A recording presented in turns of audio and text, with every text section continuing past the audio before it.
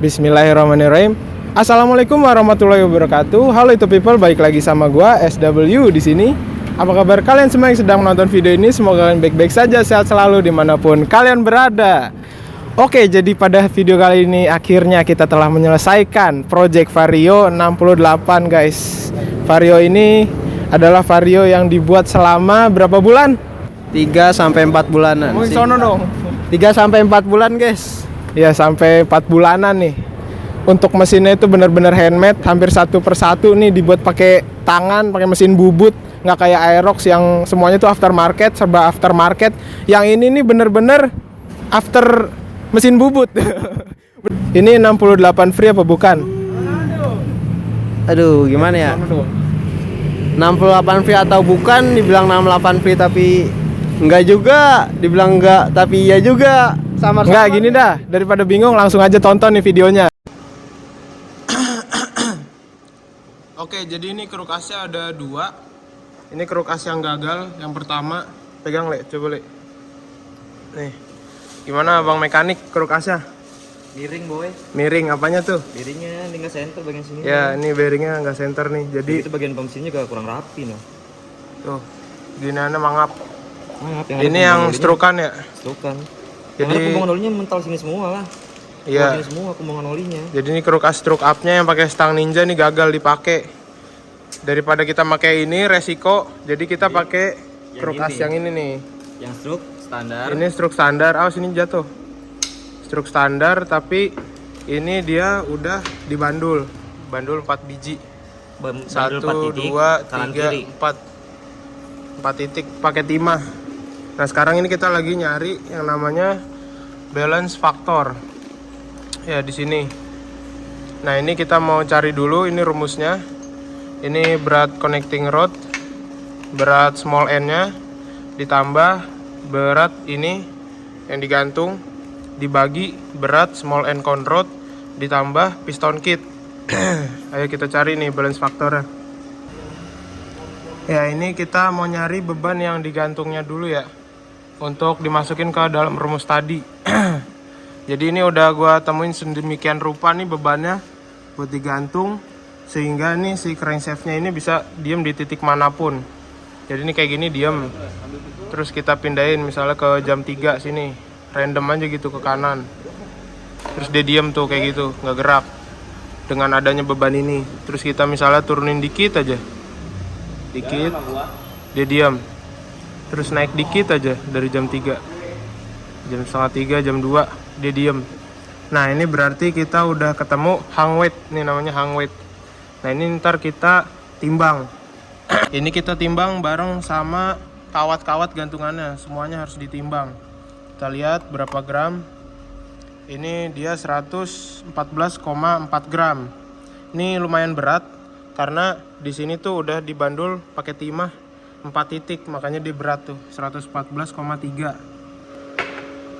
Sekarang kita nimbang berat connecting rodnya. Caranya ini kita ambil ganjelan, taruh di sini biar dia nggak muter-muter. Terus ini taruh 90 derajat ininya nih. Ini harus 90 derajat ya. Segitu. Nah ini 46,8 kita tulis di sini nih. Nah selanjutnya itu untuk piston berserta ring, pin, pokoknya satu set nih piston 232,8 tulis sini. Nah ini kita hitung guys. Angkanya itu jadi di 57,6% nih. Nah cuman ini kalau misalnya si piston ini tadi masih mentah, karena ini kan masih mentah tuh. Nah kalau misalnya udah dibubut, misalnya aja nih nanti bebatnya berkurang 20 gram. Nah dia jadi 62% gitu. Ini sih balance faktornya nih. Balance factor ini sebenarnya ada patokannya. Untuk mesin yang horizontal itu kayak Vario gitu harusnya 45%an. Nah ini kegedean nih. Cuman ini patokan bisa berubah juga sih, situasional aja. Kalau misalnya kurang pas bisa digedein, bisa diturunin gitu. Yang penting kita udah tahu angkanya nih. Jadi kalau misalnya kita mau rubah, kita udah ada patokannya. Nah ini alasan pakai kruk as dengan stroke standar ini juga karena stang pistonnya ini udah gue ganti ya. Jadi selain tadi bandulnya ini udah dibikin pas buat spek 68, si stang pistonnya ini dia bahannya titanium dan ini di forging guys tuh. Kuat banget dah, insya Allah ini mah kuat. Dan juga ini krukasnya lebih center ketimbang krukas yang stroke up. Ini dia cuman 0,2an geser tuh. Gila, ini paling the best lah. Ini kemarin kita nge-center sendiri nih ya. Parah. Parah. Nyenternya setengah budak kita. Nyenternya setengah budek. Nyari posisi pasnya itu susah. Ininya juga masih rapi nih. Dia kalau yang ori. Kalau yang ini kan kemarin udah dilas-las nggak karuan tuh. Ya pokoknya mendingan kita cari aman lah. Nih lagi dipasangin sama Ole krukasnya. Ini kita masangnya nggak boleh digedor-gedor ya Le ya. Nggak boleh lah, kita nge-center lagi kita. Iya, ini nyenterin udah berjam-jam, masa digedor-gedor. Oh iya, ini stang sehernya juga dia lebih panjang 2,5 mili dari yang standar ya. Jadi rod to stroke rasionya di sini lebih gede. Lagi dicek ulang balance-nya di bagian CVT. Dikit banget keluar.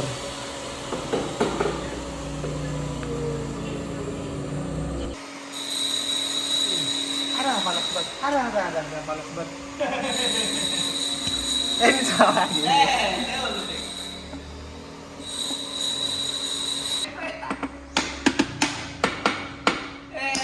Gak diceritakan. Ini Bang Ole lagi ngukur kompresi guys. Kita liatin nih. Ini untuk pistonnya kemarin udah diukur ya. Ini habis di press. Jadi kita kurangin sekitar 6,5 mili. Nah terus ini kita cari volumenya dulu nih headnya. Nanti kita bikin perbandingannya. Gimana caranya? Ini kita bikin tonjolan di sini biar volume di sini berkurang. Jadi kompresinya bisa nyampe 13:1. Kayak radiator.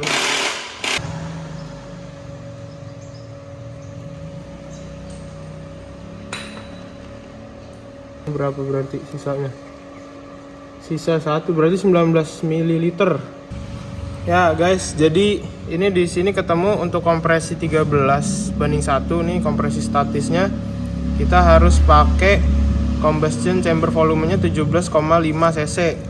Nah, jadi ini head ini kan tadi 19 cc nih, full segini 19 cc. Nah, ini gimana caranya si piston jenongnya itu bisa ngurangin volume di sini sampai 17,5 cc. Ya, jadi ini penjelasannya ya. Lebih gampang kalau misalnya dijelasin kayak gini. Volume combustion chamber ini tadi udah diukur, ini 19 cc nih. Di sini 19 cc. Nah, terus ini volume silinder saat piston TMA. Ini posisi piston nanti mendem 1 mili, terus ditambah packing ini 0,5 mili, jadi sekitar 1,5 mili. Volumenya kalau untuk piston 68 itu ntar 5,44 cc. Nah, jadi kalau misalnya pistonnya itu kita buat bener-bener rata sama sekali dengan kubahnya itu tadi 19 cc, ntar ini ditambahin aja. Jadi tinggal 24,44 cc. Nah, itu kompresinya kan rendah banget tuh kalau misalnya kita bubut pistonnya mendem 1 mm. Nah, untuk ngakalin biar kompresinya naik lagi ke 13:1, kita butuh target volume. Target volume ini volume ruang bakar. Kalau misalnya kompresinya 13:1, 17,5 cc. Nah, cara kita bikinnya adalah dengan bikin dom nih di pistonnya nih, nanti dikasih dom. Nah, domnya itu kita cari volume combustion ditambah volume silinder waktu TMA dikurangin target volumenya. Hasilnya 6,94 cc. Nah, 6,94 cc ini adalah volume dari dom yang ada di pistonnya nanti. Kayak gitu sih simpelnya. Ya, ini sambil kita nunggu pistonnya dibuat ya, dom pistonnya lagi dibubut. Paling jadinya besok. Nah, makanya kita mau ganti pair clap dulu nih guys. Kita pakai pair clap BRT yang dapat retainernya sekaligus gitu. Jadi dia bisa buat lift tinggi. Ini kita mau ganti dulu, kita buka lagi. Ya, ini untuk retainernya mau diganti pakai yang ini punya BRT. Dapat dari pair clapnya. Ini yang standar, kita timbang dulu. Ini retainer ini udah dibubut, udah dipapas sedikit tuh bawahnya biar nggak mentok. Karena kan kemarin liftnya tinggi. Kita lihat standarnya itu dia 7 gram. Tuh 6,9. Nah, sedangkan yang BRT ini lebih enteng dikit, 6 gram. Oke, jadi ini pistonnya udah kelar guys. Pistonnya tuh domnya tinggi banget, karena ini nanti dia posisinya agak mendem ya. Jadi biar kompresinya nggak rendah, domnya harus gede tuh, tinggi seperti ini. Ini kelar setelah 1 harian ya. 1 hari apa 2 hari nih, Le? 2 hari. Ya 2 hari ini baru kelar. Tapi ngerjainnya baru tadi pas ditungguin di tukang bubut. Nah ini tulisan bekas laser motowannya masih ada nih di sini nih. Jadi ini mentah nih domnya. Ya ini sebelum kita cek untuk volume domnya ini, ringnya mau gua cek dulu gapnya ini pakai filler gauge. Ini 0,2 mili. Ini pas nih. Nah, nih pasang nih ring pertamanya.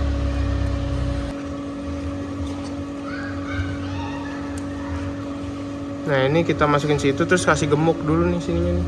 Dan ya ini 11,5an 11,5 mili, dalamnya 11,5 mili. Nah ini udah nih gini. Nah kita cari volumenya untuk flatnya berapa. Nah terus ntar kita ukur pakai suntikan ini volume ininya berapa, ntar tinggal dikurangin. Nah hasil pengurangannya itu adalah volume domnya ini.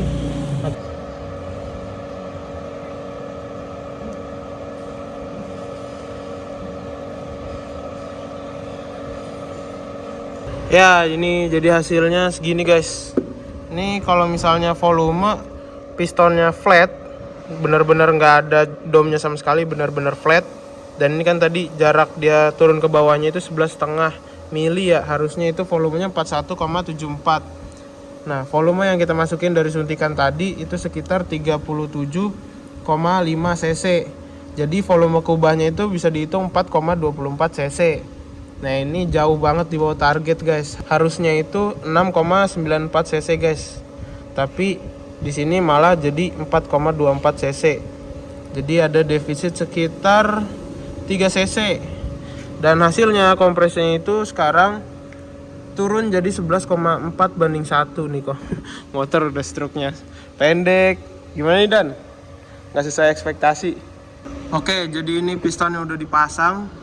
Setelah tadi dibubut-bubut, terus ini udah ditaruhin lilin. Jadi ini lilin buat ngecek ada yang mentok atau enggak.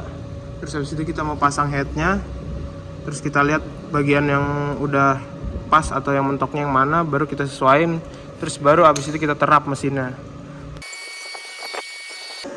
Ya ini bagian atasnya. Aduh nih tukang bubut ya. Masih kena nih atasnya nih dikit tuh. Ini cokan busi kedalaman, padahal harusnya nggak sedalam ini. Jadi kompresinya rendah banget malah.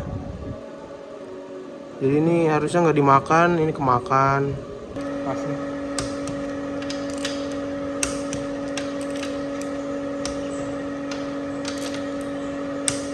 Ada yang salah ya, kemarin kan tukang bubutnya ngebubut pistonnya terlalu dalam. Jadi kompresinya gimana? Low, kompresinya cuma 11 guys. Ya jadi mungkin nanti bakalan gua akal-akalin.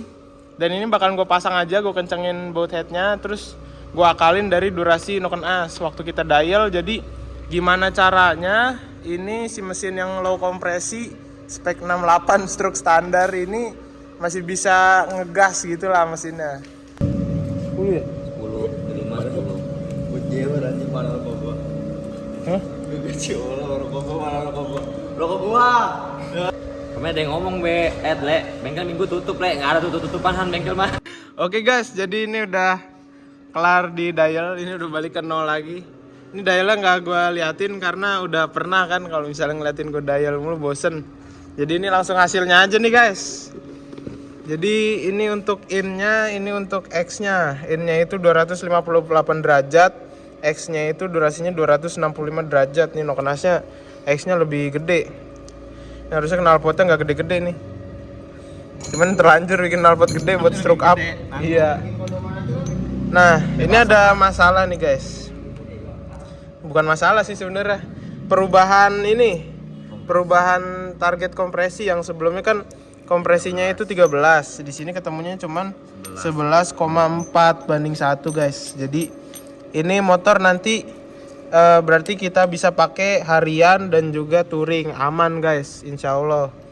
Jadi di sini Nokenasnya udah ada datanya nih. In opennya 25, close-nya 53. Terus overlapnya 2,8 mm doang. Terus di sini in liftnya cuma 9,3 mm guys. Ini aneh nih Nokenasnya, padahal gua minta request speknya mendekati 10, 9,8. Ini sini cuma 9,3. Ngapa nih? Terus X-nya malah lebih gede tuh, liftnya 9,52. Nah, tadinya nih mau gua majuin nih. Jadi gua coba majuin biar apa? Biar kompresi dynamicnya, ini kan ada statik, ada dynamic. Dynamic itu kompresi yang diukur saat si clap in-nya nutup di langkah kompresi. Jadi ini kompresi yang realnya nih ya. Kompresi waktu bener-bener dimulai kompresi. Nah, ini 9,83 kan. Roundnya pakai 95. Ini kalau dia pakai yang ini nih. Close-nya 53 derajat after bottom dead center nih. 53 derajat after bottom dead center. Nah, pakainya round 95. Tadinya mau gue gedein nih, gue mau nyoba nih. Kalau close-nya 34. Ini misalnya gue ganti nih jadi 34. Nih gue majuin misalnya timingnya tadi. Jadi 34. Nih Nokenasnya durasinya maju nih. Lebih advance. Nah, ini ketemu kompresi rasio dinamiknya 10,7. Buset deh, hampir mirip sama kompresi statisnya tuh. Jadi roundnya harus pakai 100. 100 pakai apaan lum? Bensol ya? Pakai bensol. Nah, ternyata nggak bisa guys, karena di sini tuh ada yang namanya ram effect. Jadi dimana waktu piston itu naik langkah kompresi, dia itu masih ada angin yang harus masuk tuh, gas masuk dari bagian klep ini, dari sini nih, masih jatuh ke dalam. Karena namanya fluida itu kan punya inersia. Jadi waktu piston tarik ke bawah turun set dengan kecepatan yang tinggi nih ya, di RPM tinggi, dia nyedot. Itu buka lagi. Nah, itu harus tetap ngebuka klep innya. Karena apa? Karena saat fluida itu masih menggunakan inersianya dia turun. Nah, terus pistonnya naik ke atas, ini masih tetap masuk guys. Jadi klep in itu harus tetap ngebuka. Itu kecepatannya itu bisa ngelewatin Mach 1. Buset, ini udah kayak pembicaraan pesawat ini. Jadi Mach 1 itu dimana ketika piston turun, udaranya itu fluidanya nggak masuk karena udah ngelewatin Mach 1. Nah, jadi itu kondisi yang dinamakan apa? Choking. Choking soda. Apa namanya? Keselak. Mesinnya keselak. Sehernya turun, ininya nyedot tapi anginnya nggak mau masuk karena saking cepetnya. Makanya klepnya tuh harus tetap ngebuka gitu guys. Nah, ini biasanya dikasih angka 40 sampai 60 derajat after bottom dead center. Nah, kalau di X ini ada namanya efek blowdown. Nah, di sini nih waktu open klep X ngebuka, ini di langkah kerja nih, langkah power. Jadi waktu piston tuh turun, ada ledakan turun das gitu. Nah, klep X itu udah mulai ngebuka tuh. Nah, ini 65 derajat before bottom dead center, sebelum piston nyampe titik mati bawah tuh, paling bawah. Jadi 65 derajat dia udah ngebuka.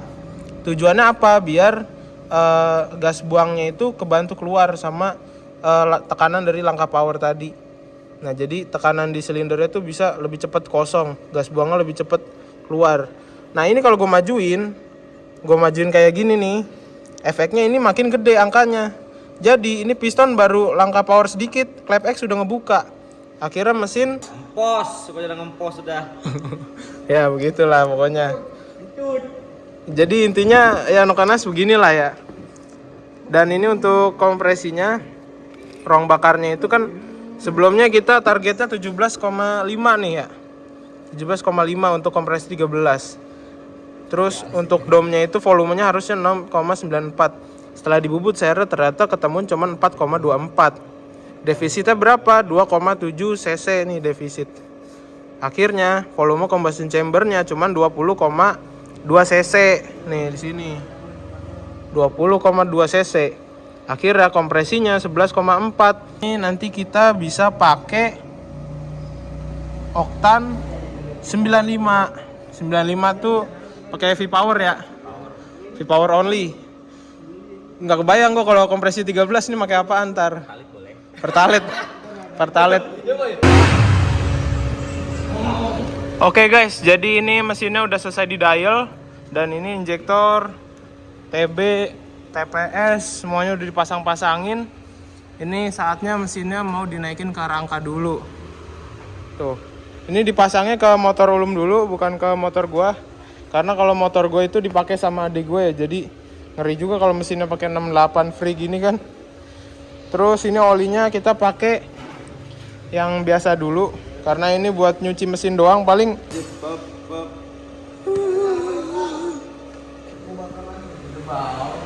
Ya jadi ini sebelum dinaikin ke rangka dan dites olinya ngalir apa enggak, selang radiatornya udah dipasang-pasangin dulu biar ntar nggak ribet.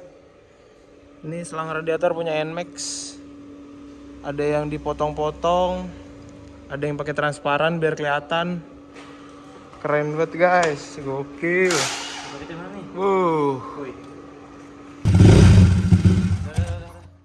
Lagi, gue mau lihat. Woi, udah. Oke, knalpot udah dipasang. Yoi, Vector. Gimana nih perjuangannya? Capek.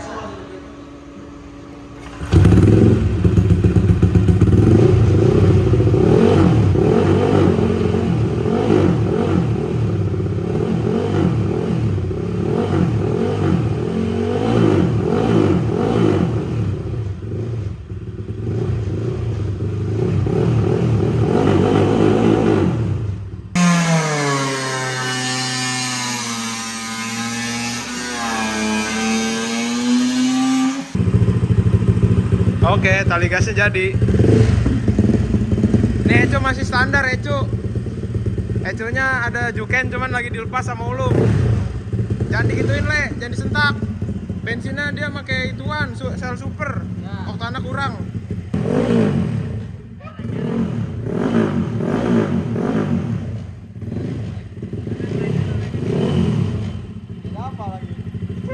Ujuk, kelihatan Nono. Tutup ah, tahun lawan. Nih mau dipasang boxnya. Wadaw, buset, serem amat ya. Ujuk busrak. Oke guys, jadi ini udah kelar motornya. Tinggal kita urusin masalah peradiatoran. Nah ini untuk radiatornya kan kita pakai electric water pump.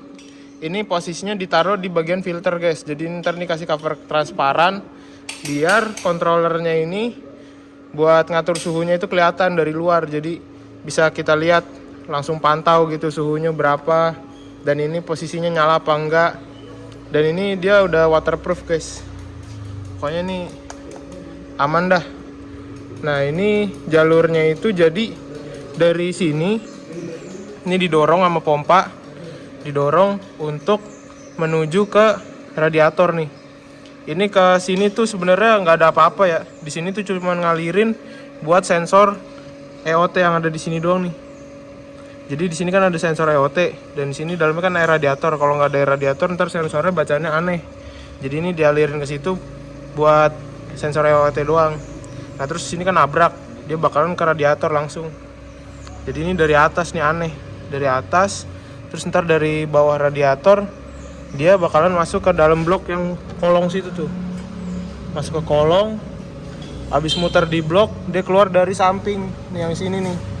Keluar dari samping, dia balik lagi ke pompa nih ke sini. Nah, di pompanya ini nanti kan karena pompanya posisinya lebih tinggi daripada radiator, ini perlu tekanan dari atas nih. Caranya ini kita ngisinya air radiator sampai setinggi ini nih. Jadi air radiator tuh sampai atas ini. Ini ngisi air radiator pokoknya dari jok dah, dari atas. Ini mau dimasukin air radiatornya guys. Yoi. Dari atas nggak tuh masukin air radiatornya? Tuh guys, ngalir guys. Ini gua udah persiapan nih beli air radiatornya 2 botol. Takutnya ini ada yang bocor ya kan. Nah ini guys, nanti pompanya itu bekerja sesuai suhu mesin ya. Jadi dia nggak nyala terus-terusan. Karena ini ada controllernya di sini. Kalau mesinnya udah di atas 60 derajat, dia baru bisa muter nih pompa radiatornya. Jadi sesuai kayak termostatnya mesin bawaan Vario. Terus juga di sini ada kipas guys tuh. Terus ada kipas satu. Nah ini kipas nyala barengan sama pompa ini nyala. Jadi nanti dia pendinginannya maksimal karena di bagian head ini jalur radiatornya udah mati guys.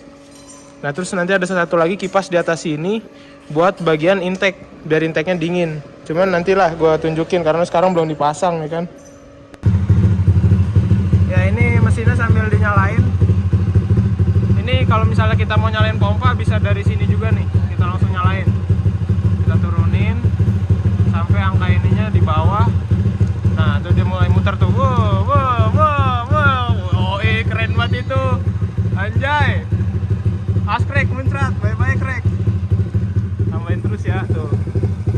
Wih gokil. Mulai masuk ke atas udaranya, ntar kita tambahin lagi air radiatornya. Sambilin Ryan, kita diemin dulu.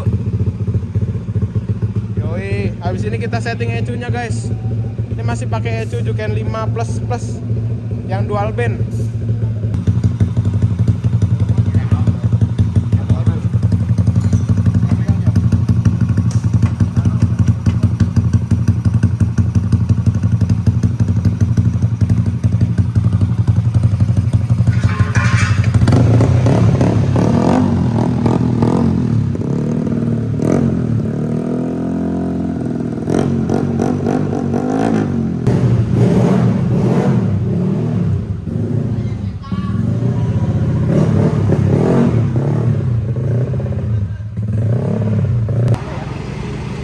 Akhirnya kelar juga.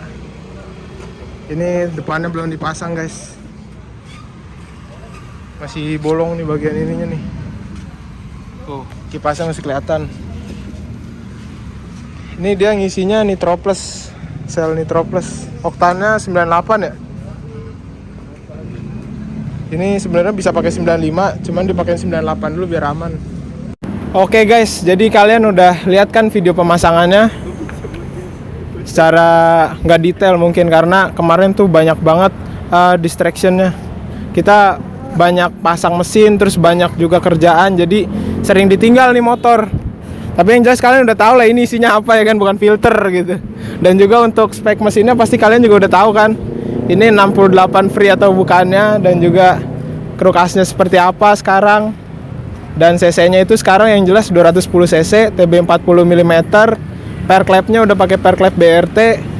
Terus magnetnya ini magnet Vario 125 standar ya. Untuk CVT kan kita belum jelasin ya. Di video belum ada. CVT ini kemarin masih pakai bawaannya motor ulum. Ngaco nih sebenarnya CVT-nya ngaco. CVT gerung ala-ala ulum. Jadi CVT-nya itu berapa derajat? 13,8 derajat. Kampas gandanya pakai bekas aerox gue yang dibolong-bolongin tuh, nggak enak. Terus spare-nya 1.500 semua ya. Gerung dan nggak cocok dah buat mesin 68 ini. Rasio pakai 1542 ya? 1540. Lihat aja di video kemarin tuh rasio, gue lupa. Terus untuk knalpot custom by WRC seperti yang di video kemarin. Sebenarnya nih customnya untuk spek yang stroke up, kan krukasnya diganti pakai yang stroke standar tapi dibandul dengan stang piston titanium. cc-nya kan turun, jadi nggak sesuai nih knalpot sama mesin. Sama Nokonas juga sebenarnya masih kurang pas karena sebelumnya itu kan benar-benar free yang stroke up, terus sekarang cuman dibandul doang, stroke-nya standar, jadi harus penyesuaian lagi di knalpotnya kalau kata gua. Ya pokoknya gitu sih. Tapi paling ngaruh nih di CVT ini, nggak cocok banget. Oke, mungkin penjelasannya sampai situ aja ya karena kita udah capek nih bikin motor ini. Next kita mau bawa kemana? Sini dong. Next kita mau bawa kemana? Lampung gak sih biar nyebrang pulau? Yoi, ini kita langsung ke Lampung. Kita mau ngetes apa nih namanya? Cooling electronic system by Ulum. Gimana? By lu Fikri lah. By Ulum. Jadi ini bener-bener rangkanya motor Ulum ya. Ini motor Ulum, tapi mesinnya mesin gua. Sama cooling sistemnya punya Ulum. Jadi ini rangkanya gue minjem punya Ulum, tapi mesinnya punya gua gitu. Karena di motor gua nggak boleh ya. Kalau ditaruh di motor gua ntar diomelin sama adik gua. Sama adik lu dong. Iya. Sama istri gua. Waduh. Oke, jadi sampai sini aja videonya. next kita jalan-jalan ke Lampung guys, pakai motor ini guys. Semoga aja nggak ditilang. Jadi sampai sini aja videonya. Gue udah ngomong berapa kali anjir kayak gitu. Jadi gue tutup videonya sampai sini aja. Mohon maaf kalau misalnya gue ada salah-salah kata. Gue SW izin pamit. Wassalamualaikum warahmatullahi wabarakatuh.